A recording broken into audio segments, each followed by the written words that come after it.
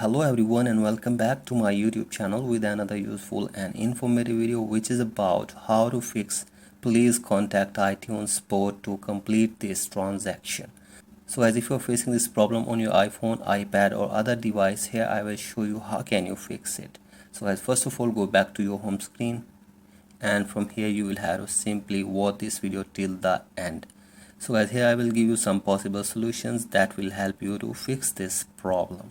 So the very first solution is that you will have to simply sign out your Apple ID in your device for one time, and then you will have to restart your device, and then you will have to sign in again your Apple ID in your device to fix this problem. So for that you will have to open your settings and from here tap on your profile and from here scroll it below and from here sign out your Apple ID, and after this restart your device and sign back again your Apple ID in your device and check if the problem is fixed or not. So as after this, go for the other solution. If it doesn't work, that is you will have to remove your payment method for one time and then you will have to add it again to fix this problem. So as for that you will have to again open your settings and from here tap on your profile again and from here tap on payment and shipping. So I'll wait for some seconds.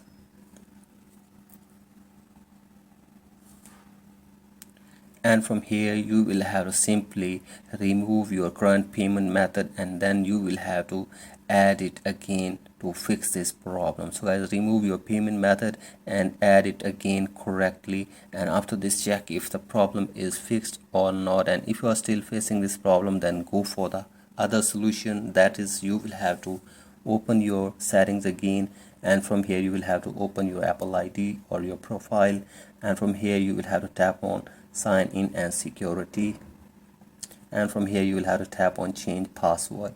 So guys, from here you will have to simply enter your passcode for your iPhone and you will have to change the password for your Apple ID to fix this problem. So I simply change the password for your Apple ID and after this check if the problem is fixed or not.